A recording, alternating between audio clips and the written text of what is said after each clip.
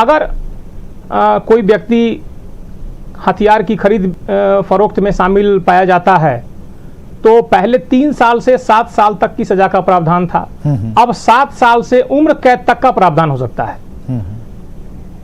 तो कानून तो कड़ा कानून बनाया गया है, लोगों को डर भी होना चाहिए।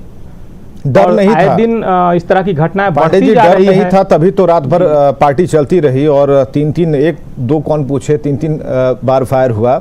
लोगों ने आवाज़ सुनी, आसपास के लोग काफ़ी डर गए कि एक ऐसी पार्टी चल रही है जहां पर हैप्पी बर्थडे वाला सॉन्ग होना चाहिए, वहां पर फायरिंग की आवाज़ आ रही है। डॉक्टर शिवचंद्र सिंह हैं हमारे साथ, रिटायर्ड पुलिस अधिकारी हैं। वो किस तौर पर इस पूरे मसले को देखते हैं, क्योंकि जब हमने इसे ढूंढना शुरू किया, रिकॉर्ड्स निकालने शुरू किए, तो हमारे पास उतनी जगह नहीं थी कि हम उसे बराबर प्ले करें और 20 मिनट 25 मिनट के अंदर हम सारा प्ले कर देंगे तो लोग पढ़ भी पाएंगे। कई ऐसी घटनाएं, मतलब आप समझ सकते हैं कि दर्जनों नहीं हजारों नहीं, कई ऐसी घटनाएं हैं। तो डॉक्टर शिवचंद्र सिंह जी, हमें किस तौर पर इस पर लगाम लगानी चाहिए, कैसे लगाम लगेगी? और जो ये घटना घटी, एक उदाहरण हम दे रहे हैं, कई ऐसी घटनाएं हैं जहां पर हथियार दिखाए जाते हैं, लहराए जाते हैं, फायरिंग होती है, लोगों की जान जाती है, खासकर खुशी भरे माहौल में। देखिए, इसमें लाइसेंस जो मिलता है, पांडे जी ने ठीक बताया, लाइसेंस मिलता है तो जान माल और पड़ोसियों की सुरक्षा के लिए मिलता है। जी जी, हम लोग वही लिख कर देते हैं और वही उससे एश्योरेंस भी लेते हैं फॉर्म पर। लेकिन मैं समझता हूं कि इसका ज्ञान या इसके इम्प्लीमेंटेशन की कोई ज़रूरत कोई नहीं समझता है, इसलिए कि स्थानीय थानेदार की भूमिका इसमें सबसे महत्वपूर्ण होती है। और हम लोगों ने भी थानेदारी की है। ऐसा नहीं कि इलाके में कोई फंक्शन हो और उसमें कुछ होने वाला हो, जानकारी नहीं हो।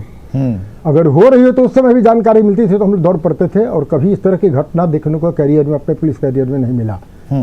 और जब मैं एसडीपीओ था पीरो में तो हमको मौका मिला कई बार, तो उसमें हमने एफआईआर करवाया। एफआईआर करवा के बजाब्ता, वो चाहे जो जिनके यहाँ फंक्शन है उनको, या कोई बारात है, बारात में भी आजकल आए दिन बारात में, शहर में यहाँ हर जगह फायरिंग होती है। There is none to look after it. कोई नहीं जाता, कोई बॉदर नहीं करता है थानेदार कि हमारे इलाके में बारात निकल रही है और उसमें गोली चल रही है।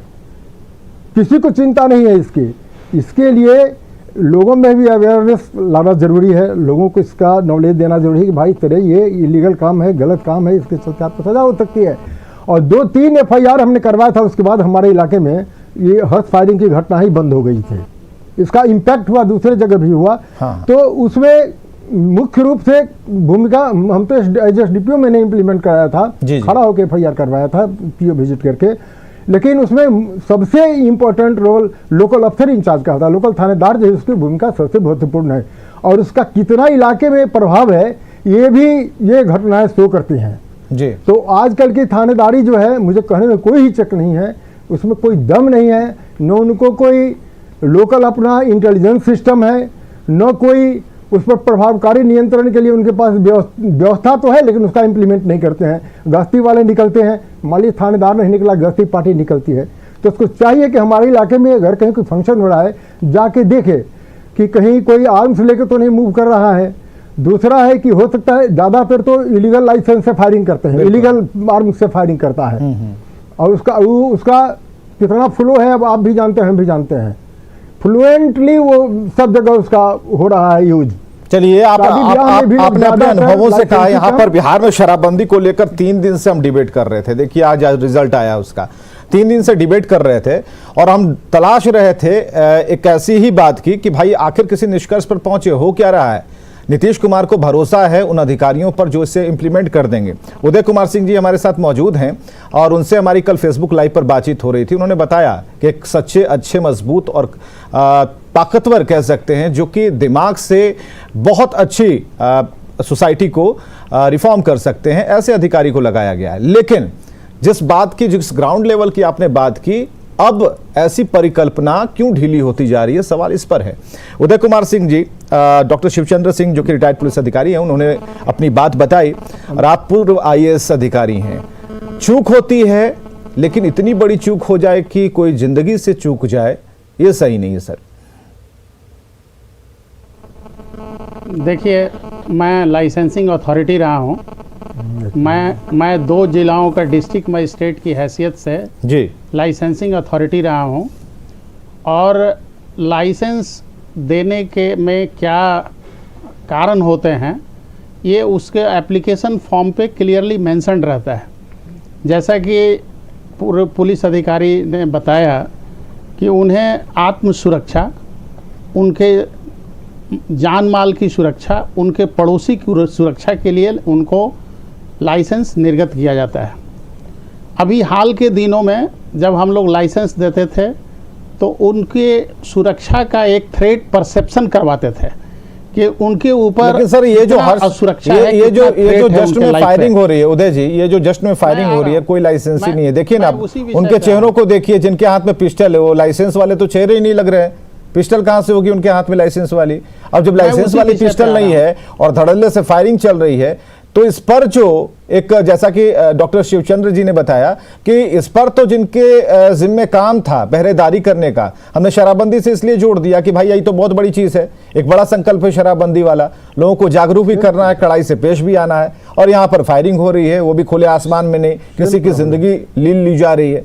तो ऐसे में तो ज्यादा कड़ा निर्णय होना चाहिए इस पर। कानून तो है बना हुआ, लेकिन इंप्लीमेंट करने की जिनके ऊपर जिम्मेदारी है उन्हें ज्यादा सोचना होगा। तो ये कैसी पुलिसिंग इस सरकार में हो रही है, ये हमारे समझ से परे है थोड़ा। नहीं, मैं उसी विषय पे आ रहा हूं जो आप बोल रहे हैं। लाइसेंस्ड वीपन से भी हर्ष फायरिंग होती है। ऐसा नहीं है कि जितने हर्ष फायरिंग होते हैं वो सब अनलाइसेंस्ड वीपन से होते हैं। लाइसेंस्ड वीपन का भी मिसयूज होता है जी। किसी शादी ब्याह के अवसर पे, कोई और बर्थडे फंक्शन, या जो आप बता रहे हैं इस तरह के आयोजनों में लाइसेंस्ड वीपन की भी यूज होती है। और आपने बहुत सही कहा कि इसके साथ नशा का होना, जैसा कि एक साइकियाट्रिस्ट मैम हमारे बगल में बैठी हैं जी, इन्होंने कहा कि एक ऐसी मन स्थिति हो जाती है जिसमें लोग अपने को ऊंचा दिखाने के लिए हथियारों का प्रदर्शन करते हैं, और उस प्रदर्शन के क्रम में उनका एक मेंटल स्टेटस हो जाता है ऐसा जिसको वो कंट्रोल नहीं कर पाते हैं और उसमें फायरिंग हो जाती है। लेकिन अब यहाँ कुछ बातें उठ रही है कि 3 बजे रात तक वहाँ पे उस गैदरिंग में बैठने वाले लोग कौन थे, बिल्कुल, जिसे गोली लगी थी, उसकी क्या पृष्ठभूमि थी। ऑफ कोर्स आपका कहना बहुत सही है कि स्थानीय स्तर पर प्रॉपर पुलिसिंग नहीं हो रहा है, और प्रॉपर पुलिसिंग नहीं होने के कारण ही 10 बजे रात के बाद तक डीजे बजता रहा। वहाँ पे 2 बार 3 बार फायरिंग हुआ और किसी तरह का कोई ऑब्स्ट्रक्शन नहीं हुआ कानून के द्वारा। वहाँ पे स्थानीय पुलिस अधिकारी या लोकल और अथॉरिटीज़ वहाँ आए नहीं और वहाँ पे जानकारी नहीं प्राप्त किए कि भाई ये किस तरह की गैदरिंग है। तो बिल्कुल ये बिल्कुल सही है कि अगर प्रॉपर पुलिसिंग होती, वहाँ प्रॉपर पेट्रोलिंग होता और स्थानीय स्तर पर उचित कार्रवाई अगर समय पे हो जाता तो ऐसी दुखद घटनाएं नहीं होती। चलिए, सवाल अब सवाल वो वाला, अब सवाल देखिए पॉलिटिकल वाला सवाल वही अब इसमें रिपीट करेगा। अब सवाल ये रिपीट करेगा कि भाई एक्शन क्यों ना हो। वहां पर शराबबंदी में चौकीदार पर एक्शन की बात चल रही थी, यहाँ तो हम थाने पर ही कह रहे हैं, और एसपी साहब क्यों नहीं नाप दे रहे हैं भाई कि भाई आपकी जिम्मेदारी थी रात भर पेट्रोलिंग करने की, शिफ्ट वाइज काम करते हैं, सब कुछ देखते हैं, आपके संज्ञान में बातें होती है, जैसा कि रिटायर्ड पुलिस अधिकारी बता रहे थे। डॉक्टर शिवचंद्र जी, आप कुछ कहना चाह रहे हैं? हम कहना चाह रहे हैं ये शराबबंदी में वही स्थिति है कि कुछ थानेदार शराब रोकने में लगा हुआ है तो कुछ थानेदार शराब से पैसा कमाने में लगा हुआ है। देखिए, ये अंदर वाली बात स्पष्ट बात है। आप कई जगह नहीं, कई जगह ऐसी स्थिति है जहाँ थाने के बगल में शराब बिकती